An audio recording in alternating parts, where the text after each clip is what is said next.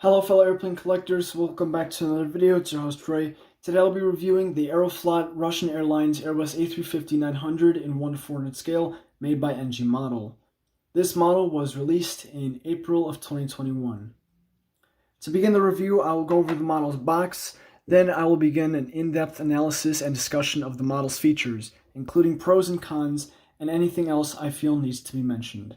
And at the end of the video, to conclude, I will give you guys my personal opinion about what I think about the model from the perspective of a model airplane collector. Let's begin. So let's start with the box. Here's the front of the box. I'll now tour you around the rest of the box. If you'd like to observe a certain part of the box for longer, feel free to pause the video to do so. Here's the bottom. Here's the right side. Left side, top. Here's the back. If you'd like to read the text that's back here, feel free to pause the video to do so, but I will continue with the review. Time to extract the model and its packaging.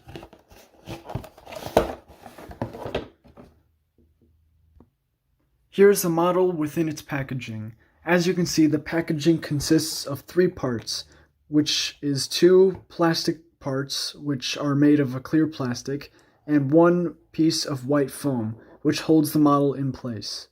Most of the time, this packaging does a very good job of protecting the models, but due to poor quality control and/or rough handling by the transportation services, some models have arrived to people's doors broken. Mine was no exception to that.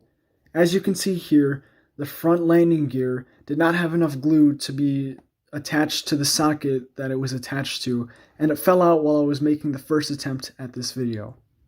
During the second attempt, I noticed one of the rear landing gear wheels was loose, so I had to fix that as well. Overall, those were very minor fixes, and honestly very easy for me as a precision scale modeler, but those defects should not be happening because these models are very expensive, and we as collectors are promised that these models are fully assembled when they arrive at our doors. The extraction of the model from its packaging is very easy. First, the top plastic must be removed. Then, the 2 plastic sheets which protect the model's details are also removed.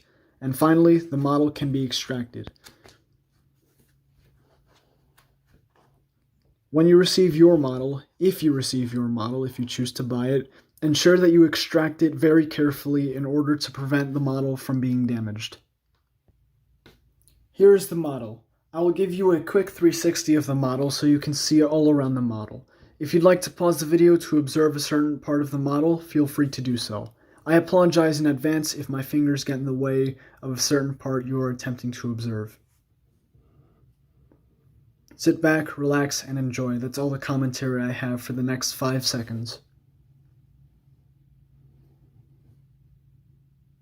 Here are the model's dimensions. As you can see, the dimensions are in centimeters, so if you do prefer to measure in a different unit, please make your conversions accordingly. Please note that these measurements are rough estimates, since my measuring skills are not the best. I will now continue with the review. Feel free to pause the video here if you'd like to observe this screen for longer or if you are making your conversions. Starting at the front portion of the aircraft, you can observe all of the details here in depth. I'd like to point out that the nose shape on this model is done very nicely and it seems accurate. You can observe that there are many printed details here, including but not limited to aircraft details, logos, windows, and doors. All logos and other details that I mention are printed onto the model do not fade like decals, due to the fact that they are pad printed and they are ensured to last a long time on the model. Continuing down the fuselage, I will not provide any commentary or analysis because I do not feel as though it is necessary. On the top of the fuselage, you can see that there are 3 antennas and a Wi-Fi dome. These are communication antennas, if I am informed correctly, and this Wi-Fi dome is, well, for Wi-Fi. These are made quite nicely, as well as the Wi-Fi dome. This antenna here is smaller than the first 2 that are located more forward, closer to the nose than this antenna. Originally, I thought this was inaccurate, but it turns out this is accurate. Ensure that you are very careful with handling the model and ensure that you do not touch the antennas or try not to touch them, as you run the risk of breaking them off if you do touch them. Here is the rear of the aircraft, more specifically the tail. Back here you can see the aircraft's registration, VP-BXD, and you can see the beautiful tail art right here. Please note that these colors that you see on the screen right now are not accurate to the colors of the real model. My camera does not like to pick up colors well, so you're going to have to make do with this. This is a more accurate version of the tail colors. It's still inaccurate, but you can kind of see the shade of blue that is here rather than the shade of black that was previously presented. Here are the horizontal stabilizers and the APU. The horizontal stabilizers are made very nicely, and they aren't very detailed, but there isn't much detail to put on them in the first place, so that isn't a complaint. The wing flex on these is done very nicely as well. As for the APU, it is also very detailed. You can even see a hole for where the real APU hole goes on the real Airbus A350. Here's the right side of the aircraft. I will provide very little analysis for this side due to the fact that it is essentially identical to the left side of the aircraft, aside from a few logo differences, such as the Aeroflot title and the Russian Airlines title.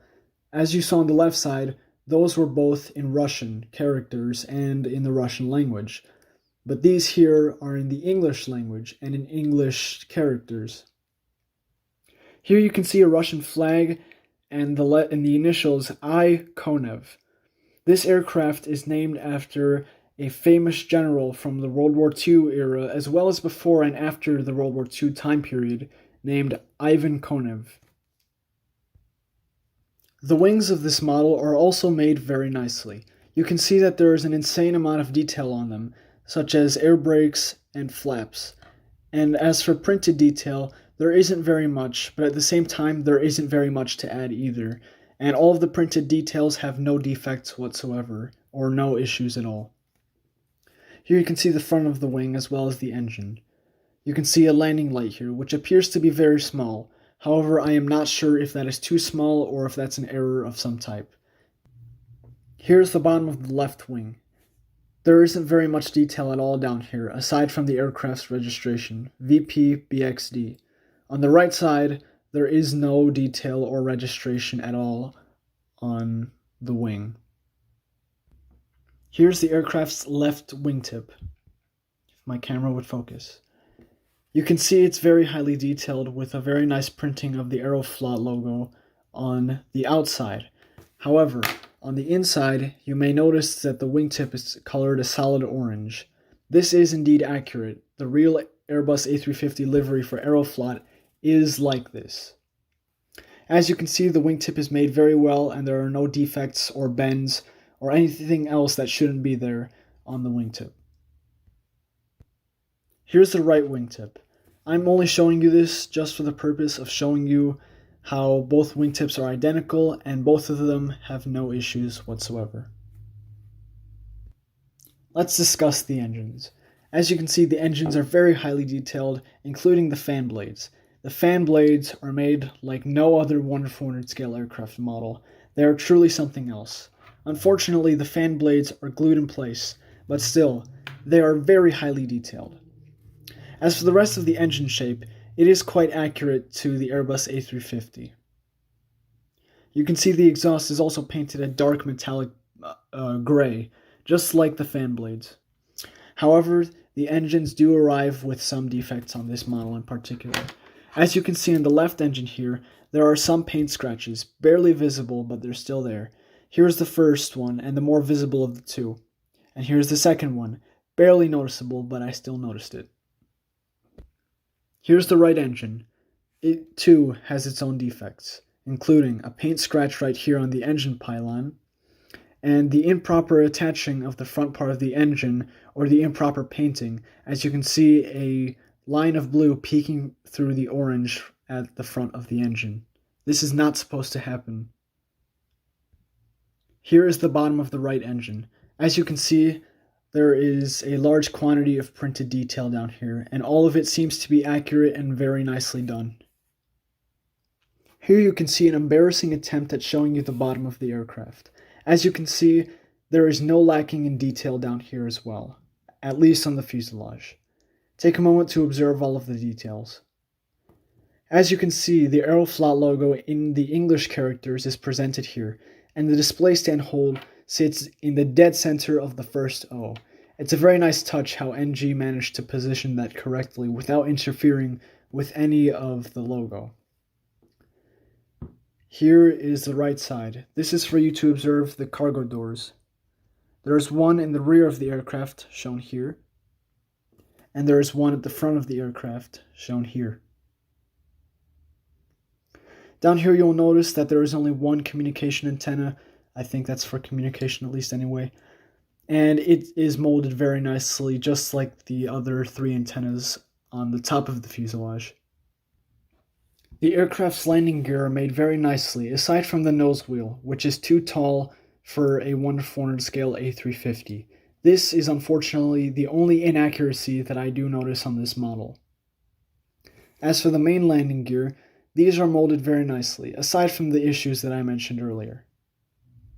As you can see, the wheels are made out of rubber and they do roll smoothly without any struggles or tension whatsoever. Here you can observe the model's balance with it being rested on its landing gear, as well as the overall wing flex, both of which are done amazingly. The wing flex is not an issue at all. As for landing gear balance, the same applies. There is no issues with it whatsoever. To finish the video off, I will give you my personal opinion about what I think of this aircraft. It's a very good model. Very high quality, but there is also a decent chance that it arrives with defects. So would I recommend it to you as a model collector? Yes, I suggest you would buy it. Due to all of what's good in this model, it somewhat justifies running the risk of buying the model broken. That doesn't sound very good, but trust me, most of the time the models do arrive broken. They're very simple fixes, and they're barely noticeable after the fixes. As you can tell, I'm very excited to have this model, and I plan on having it for a very long time in my 1/400 scale aircraft fleet. That's all I have to say for this video. Thank you so much for watching. If you'd like the video, please feel free to drop a like down below, and comment down below what you thought or any questions you may have. That's really it. If you want to show the channel some support, I would very much appreciate it if you hit the subscribe button. It means a lot to me. That's all I have to say. Thanks for watching, and I'll catch you guys later.